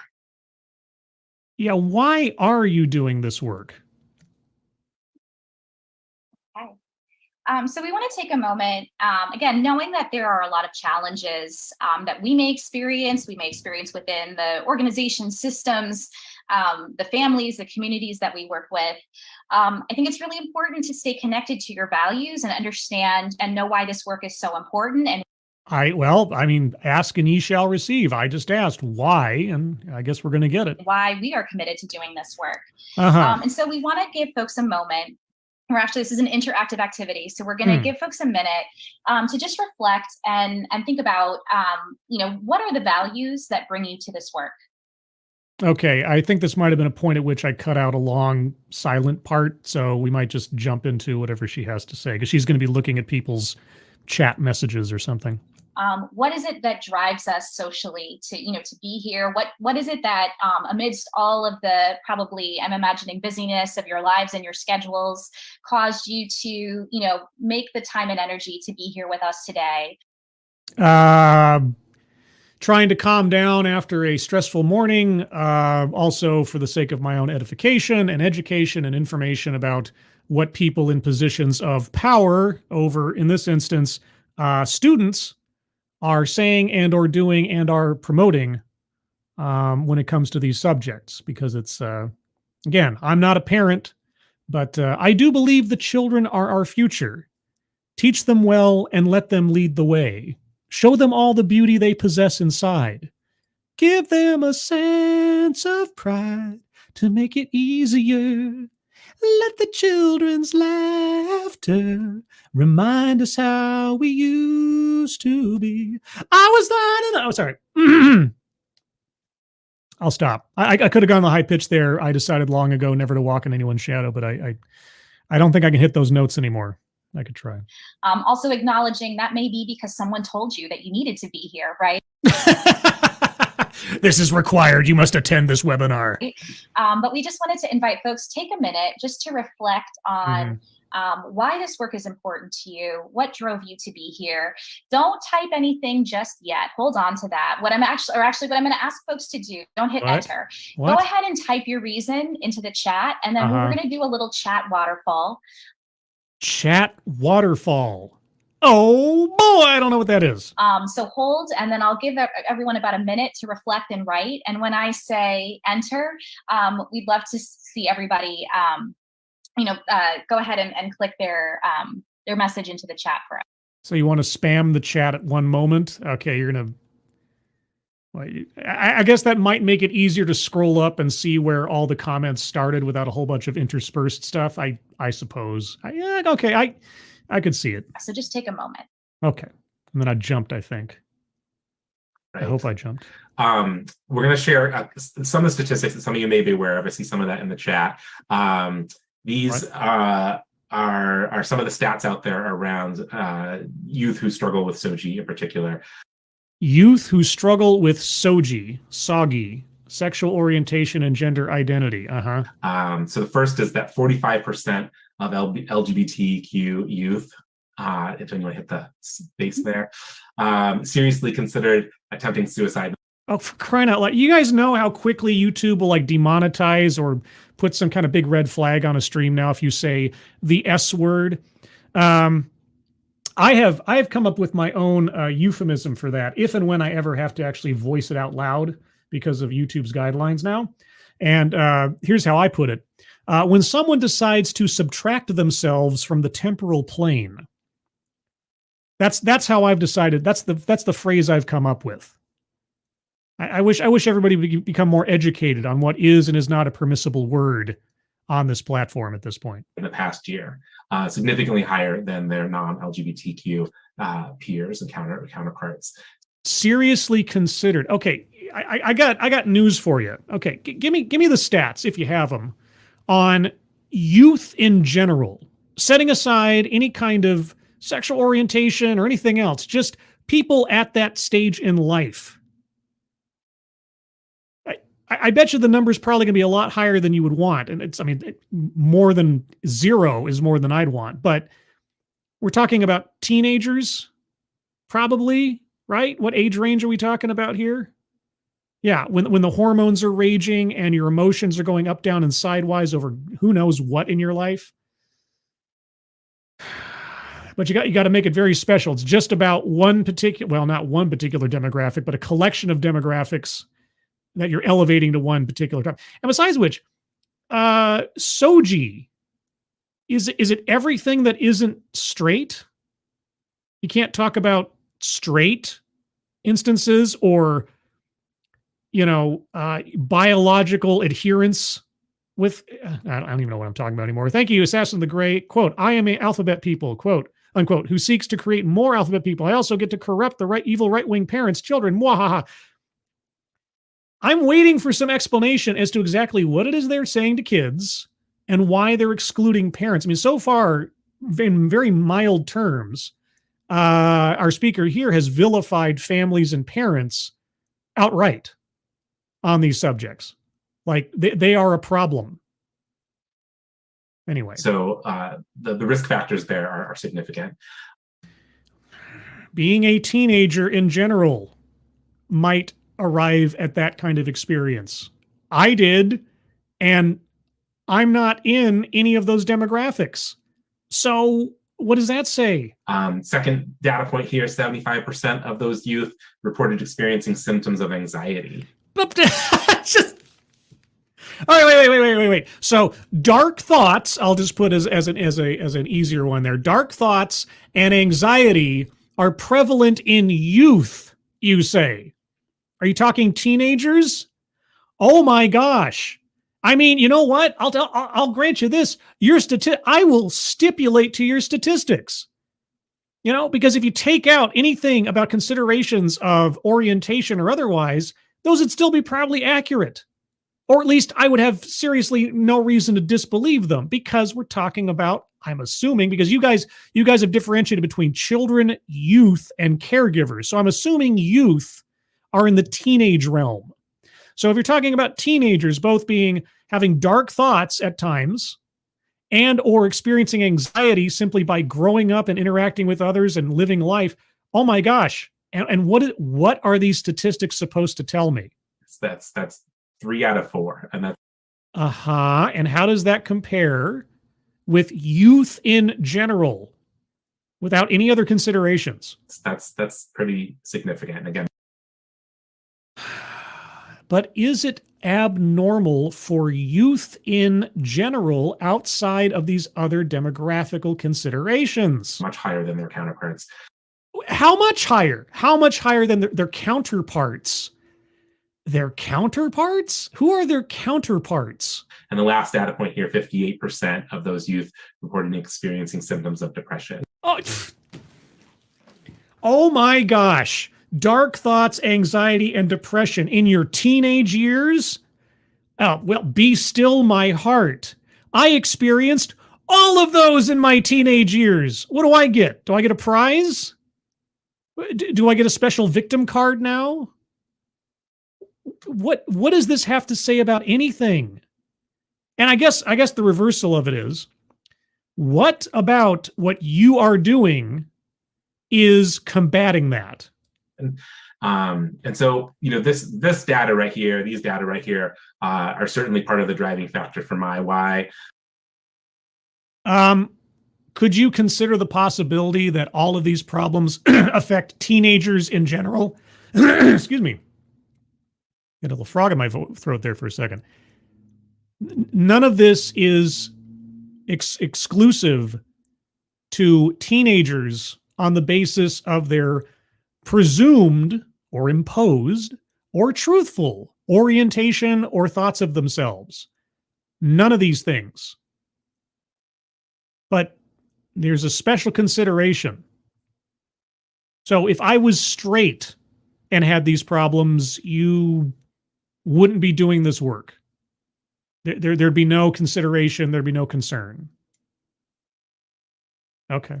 Our local data in Lexington, where I work, we collect data on this in our youth risk and behavior survey every other year. Very similar data here. And what we have seen is through some conscious efforts to create a more inclusive environment in our schools and our work with caregivers in particular, that those numbers have come down over the years, which is really, really important. What, as a direct result of what you're doing? Really? Are you going to provide some evidence of that? Or is there a general overall increased societal acceptance of these things regardless? Is that you? Okay. If you can certainly look at more data out there. GLSEN, the Gay, Lesbian, Straight Educator Network. GLSEN? Oh God! Oh yuck! Could you have found oh no, we got SOGI and GLSEN. Hi. Has some really great data on LGBTQ youth. I'm sure could you select a source that is not so demonstrably biased about some of this stuff? And it's broken down by state, so you can actually look up your individual state, see what the statistics are there. You know what? I'm sure the percentages of youth, regardless of what their orientation might be, on these subjects is higher than would be acceptable by most people. But that's just life. Are you considering the possibility that being a teenager could be the main factor here? A little bit more, adding to kind of the why it's so important to initiate these conversations. Yeah. Well, why should you be the one to initiate these conversations? Is because we don't know, we don't know what's going on with kids until we ask, right? Why is it your business Why is the personal romantic life or inclinations of a child your business? We can't get the full picture. And so, I saw a lot of folks in their whys talking about, wanting kids and families to be safe, to, be empowered, to be who they are. Then leave them alone. To be alive, right? Yes. I think most civilized individuals in general terms, and even in abstract terms, want children to, yes, be alive. Yeah. And so it's really important in order to move toward those goals to know what are the best practices? What does the research tell us? What are the most effective ways to support children, keep them safe and healthy and well? Reading, writing, arithmetic, and stop. That for the role that you guys are talking about, that's it. That is your realm. That is your mandate. None of this is your business. And so we know through the research and the work of the Family Acceptance Project. The Family Acceptance Project. That family support plays a huge role in contributing to health risks, well-being of LGBTQ plus youth, and that rejecting behaviors, family rejection, can really increase the risks that children have. Yes, I know that to be the case. I have had friends in the past that grew up in some very non-accepting households. What business of it is yours? I mean, okay, I'm kind of a little confused because our one speaker is from a school district, public school district. And I'm not quite sure where our other speaker is coming from, but we're talking about social work. So are we talking about education? Are we talking about social work? Are you combining the two together in some way that feels really... I don't know. Maybe I'm just not getting where this is supposed to be going, who this is supposed to be educating. And so, that's why as part of what we're talking about today, we are going to be spending time talking about families and caregivers. When we're working with children, we are working with families. Why aren't you saying parents? Why does the word parents not come up? Families and caregivers. And we really want to support them, engage them, not, avoid these hard conversations, but acknowledge that there are a lot of challenges. Why would you be having these conversations with families and quote unquote caregivers in the first place? I mean, are they coming to you with these problems to ask for advice? And figure out the best way to approach this so that we can really foster and help maintain strong relationships between children and families, because there's such a huge protective factor. You don't say. Families are a protective factor for children. Wow, golly. When did this become your business again? So I'm just briefly going to share a little bit of Family Acceptance Project work with you. They have some really, I think, beautiful memes that try to bring to life, I think, the emotional experience, the psychological experience of both rejecting and affirming behaviors. So this is just a little sample of that. I think sometimes we think of rejecting behaviors as, very overt things, and certainly they can be, right? Oh no, you're not going to start going down the microaggression route of family rejection, where anything and everything said sideways is now a big deal. And besides which, you know what? If a family is functional or dysfunctional, and I'm not talking about like overtly abusive, okay? I'm not talking about like physical abuse in the household or something like, okay. If you find out about that, obviously some intervention is necessary, but I'm just talking about families in general. Normal, everyday dysfunction, disagreements, this, that, and the other. How is this any of your business? Behaviors such as like kicking your child out of the home. Kicking your child out of the home. Uh-huh. Physically harming, abusing them. Yeah, okay. All this stuff would be bad regardless of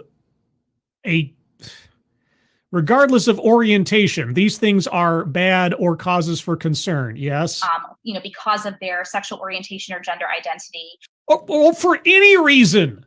For any reason, if somebody gets kicked out of the house, if they're physically abused, of course nothing you're talking about is special because of whatever the kid's interests are.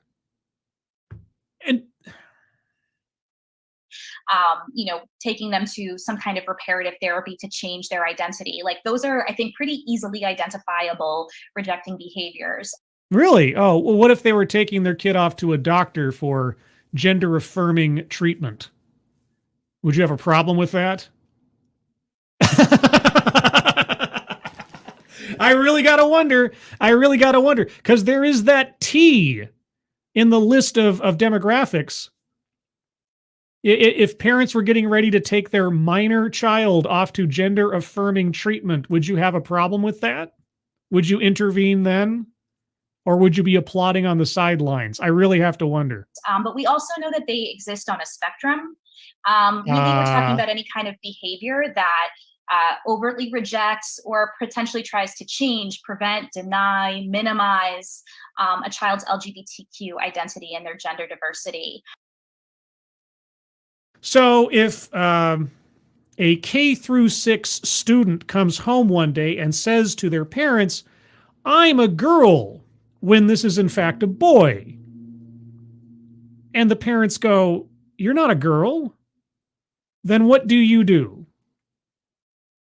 If the kid comes back to school the next day and says, "I told my parents I'm a girl and they said I'm a boy," what is then your realm to do? What action do you then take? What do you recommend be done in that instance of denying this declaration? But the thing that's tricky is, again, some of these behaviors are kind of hiding in plain sight. They're often ways that parents and families are socialized to parent children. These are things that have been handed down intergenerationally. Or are just reflections of biological reality. I'm glad at least you're saying parents for one of the first times, I think. They're very tied to cultural beliefs and values. Or observable reality, depending on the circumstances. Questions about who gave you this idea?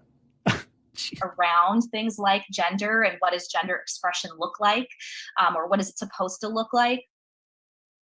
And isn't that the family's business? And so a lot of times what I have found in my experience, and the research bears out. The research bears out. Every time they say that, I can't help but have a phrase come to my mind. I was just following orders. Is that these behaviors come from a place of really good intent. Yeah, really good intent, like concern for their child's welfare and wondering what outside parties might be doing to their minds. Parents view these behaviors as ways to help their child to fit in, to help them to belong, to help them to move around the world safely. Yeah.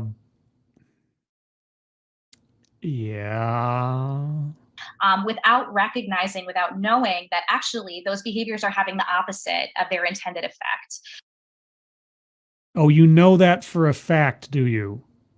That children can in fact experience these behaviors as traumatizing, particularly when they're pervasive and they're happening in the home, in the extended family, in their faith communities, in their schools. Yes, there have been many a story of someone who did not fit in for something about them, an interest, a behavior, whatever else, and it was difficult. And would life have been easier if people were more accepting, if people weren't so stuck in their ways? Yes. Can these things be mitigated through education and or counseling? Yes. What business is it of yours? And again, if we're talking about social work or family therapy, I suppose, then maybe. But that's not where we're coming from. We're talking about students for the most part, right?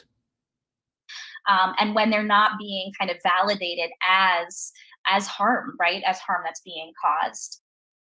Maybe validation is doing harm. Can you think of that possibility? That some idea has been implanted in a kid's head from an outside source, or they're trying to be cool or to fit in on the outside of things and have started saying or doing things that aren't true and could be potentially harmful for the child, and just acceptance without question might be harmful. Can you consider that possibility? And so again, the part of the importance of having these conversations in the first place is that if we don't ask, we don't really have any way of knowing if these things may be happening. What business is it of yours in the first place? And so children may continue to suffer and experience those kinds of negative outcomes. May? Okay.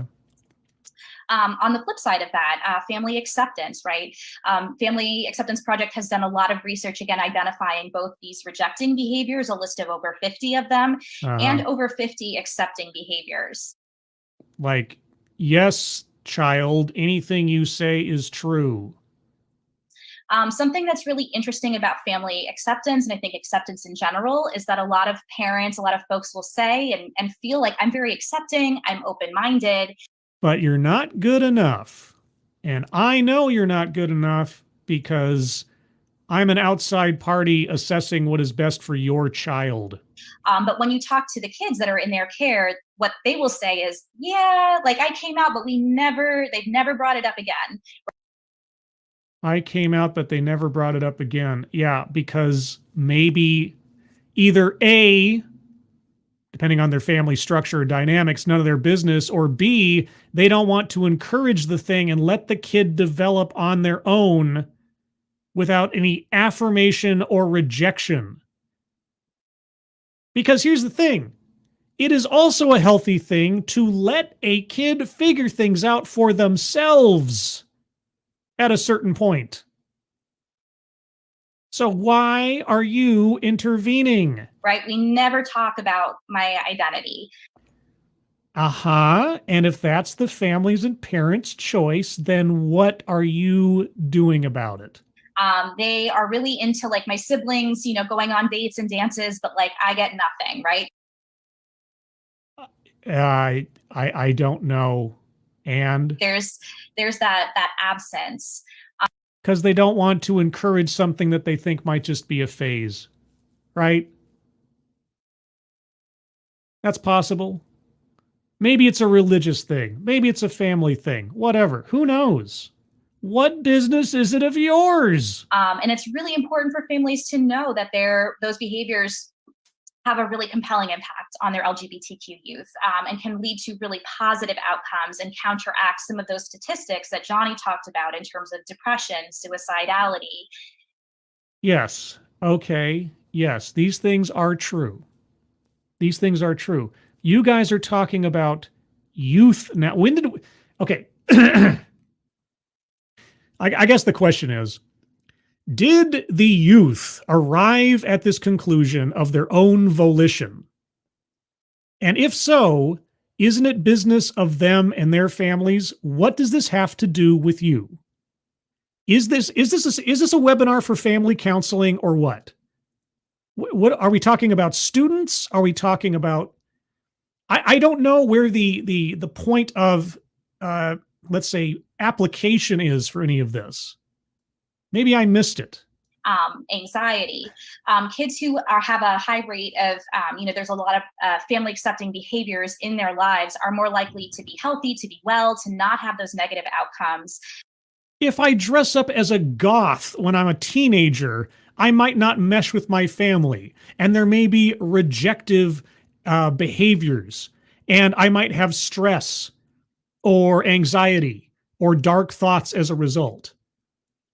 Do I get the same consideration? It's got nothing to do with who I prefer to have a crush on. I'm trying to be very generalized here, but you know what I'm talking about. This is regular teenage stuff.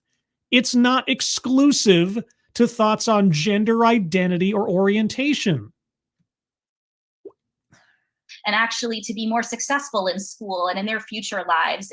Yes, no, you're right. When I was depressed out of my mind and having dark thoughts over nothing that had to do with anything of these subjects, you're right. It was tough to focus on school. Yeah. Do straight kids with situations like that get any consideration here?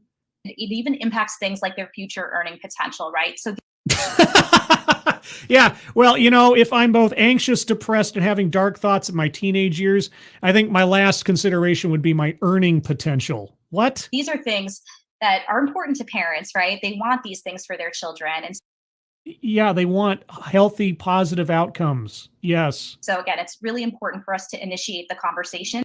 Who's us? Who is us? Specify who us is, and why is it any of your business? So that we can get to this place of increasing support and protective factors for these kids. I'm still, okay. We're a little behind schedule, so I'm going to keep this quick. One thing, one of the reasons that we spend a little time on the why piece is because we believe that you all have to have your own why.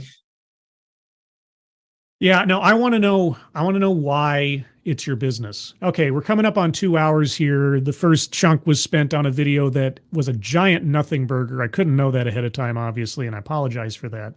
A couple of hellos here before I start spieling anymore. Roan Hirushin, good afternoon. Lexi Mads, well, I guess I can start the show again, maybe.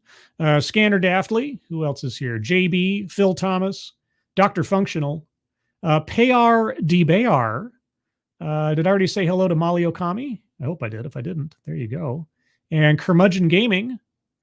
And anybody else? Yvonne Solomon. Sorry, I've been so engrossed in the video here. All right. So how much do we have left of this thing? We're 28 minutes into an hour-long deal. Oh, man. Do I pick this up as a part 2? I got to take a break, guys. I got to get some lunch. I got to relax. I've been stressing out all morning, and I got to admit this hasn't exactly helped ebb that flow, so to speak. So I think I'm going to call it here for this. I don't know if I'll do this as the Sunday stream tomorrow morning, but I might pick this up as a part 2, either on a stream maybe Monday, or I might take this into the Discord. I'm not sure yet. I will think about that. But speaking of the Discord, before I start wrapping things up, yes, if you did not know, I have a Discord server. And occasionally, not very often, but once in a blue moon, I do streams over there and pick up on different things. Or just talk to you guys, or beg for technical help when my computer explodes. So if you look in the chat there, there's a link to the Discord server. It'll take you to the landing channel known as Say Hello. And in addition to saying hello, you also have to give the secret word. The secret word tells me and my moderators that you actually watched the stream and have thus earned the privilege of becoming a member of the Discord. And today's secret word is why. Just why. Just say hello, why. And I'll know you watched the show, because that is my major question, especially for this particular video. So with that, a couple minutes here I'll take to read your comments. Let's see, who do we have here? Lexi Mad, Scribe, you have more patience than me. If I was streaming and reacting, I would just scream bullshit for 2 hours straight. Yeah, well, I'm silently doing so. JB says, I did hear that, LOL. Hey, Scribe. Hey, how's it going? Let's see. Same Scribe, this is bugging me. Yeah, I don't know. I mean, I knew I didn't know what I was getting into, but I was like, okay, I haven't done a curriculum of fear, an explicit curriculum of fear for a while. And so I thought, first off, I thought I found a video that was going to go through some familiar territory in a modern day, something that was recorded apparently back in December of 2022, K through 6, how we talk to classrooms about race and gender and white privilege. And maybe it was buried there somewhere within, but I didn't have the patience to sit through everybody's autobiography and try to parse out when we got to the informative stuff. And then we get on to the SOGI webinar, and boy, howdy. More frustration and questions than a TEDx talk, but probably because it's going on for an hour and we have more than one speaker. Normalize this practice. Those who are not part of the LGBTQ plus community create the culture of acceptance for those who are. Oh, it's an us versus them thing. Well, I got to stop. I'm gonna keep going if I don't stop. So anyone, how about anyway, everyone. I kind of combined my words there because I'm flustered. I appreciate, first off, just as an aside, both on the Discord and otherwise today, I want to say thanks to everybody, whether I spoke to you directly or not, or you just sort of made a comment or put a little emoji up about my computer issues on the Discord or on Twitter. Thank you guys so much for trying to help me out. Things didn't turn out as good as I wanted them to, but that's, a matter of technicalities. The fact that you guys took time out of your day, I want to thank One Ton Hammer. I want to thank Mike R. I want to thank Tron. And I know Tron's name is not the name he uses in this chat, but that's just what's in my mind right now. Thank you guys so much for helping me out this morning and giving me some advice on how to try to address my computer. And of course, this experience also reminds me just how much I appreciate you guys in total as an audience and the support you've given me mentally, emotionally, and through donations over the years. I know I'm kind of doing my 7th anniversary thing again, but I don't know, I'm feeling sentimental, I suppose. And I'm also reminded for several different other reasons, just how strong a community in general there is amongst all of you and several of my other YouTube friends. To see you guys popping up on other channels that I watch and some of my other YouTube friends at times, and just seeing this network of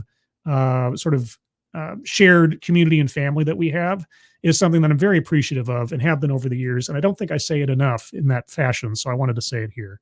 And holy cats! Before I was just about to wrap up, Faustonia, thank you so much. Is that classroom in your pick from Chernobyl? I don't know. Way back in the day when I was doing the thumbnails for Curriculum of Fear, I just looked up images of like abandoned classrooms and things like that to sort of give a visual representation of my interpretation of what social justice education was doing to, well, education and students in general. It may be, or it could be just some abandoned school somewhere. I don't know, but yeah, that's the gimmick of showing a destroyed classroom as sort of a sign of the proverbial times. But thank you, Faustonia. That's very generous of you. Appreciate it. But with that, everybody, because obviously my voice is starting to fail me, I've got more frogs in my throat than a Muppet Show. Hello, Kermit the Frog here. Everyone, thank you so much for joining me on this Saturday. I hope I'll see you tomorrow morning at 8 a.m. Pacific, 11 a.m. Eastern for the Sunday stream, where I'll talk about a thing that'll probably be different than this. Not sure what it'll be yet. We'll find out. Also, tomorrow evening at 5 p.m. Pacific, 8 p.m. Eastern on this channel will be a little bit different reading stream with myself and my friend Leonora. I've selected a short story. You can find it online, or you can find it on the Discord server under the books channel. I posted it there. But if you can find it independently, it's called The Signature of God by Judson Mitchum. If you can find that independently, or like I say, link on the Discord. It is a very short story, as in like a page and a half, but it was one of the most significant and memorable stories that I read in college. And I thought, as a change from the previous series where we're talking about the Anne Rice vampire novels, we just read that and then discuss it on the show tomorrow night. So if you're interested in joining in on that, again, the title of the piece is called The Signature of God by Judson Mitchum. And the link's on the Discord if you want to go there for it. And yeah, you can just read that. It'll take you all of maybe 5 minutes. It's not very long. And then tomorrow night, we'll discuss it between Leonora and myself and you in the chat. So there's that. Okay, everyone, have a good rest of your Saturday. Hope the rest of your weekend is relaxing and fun and away from things like computer troubles. I hope to see you tomorrow. Moderators, thank you so much for keeping an eye on things. Even though everyone here is so well behaved, you have very little to do. Everybody who donated, either to myself or to the fundraisers at the top of the chat box, thank you guys so much for your generosity. It really is appreciated. I'll see You're Ridiculous Lunatics in the chat. Hey, Luna. And Renovatio. Everyone, have a good rest of your day. I hope you're all safe and well. If you are not well, please get well soon. And I will see you on the next one. Take care. Bye-bye.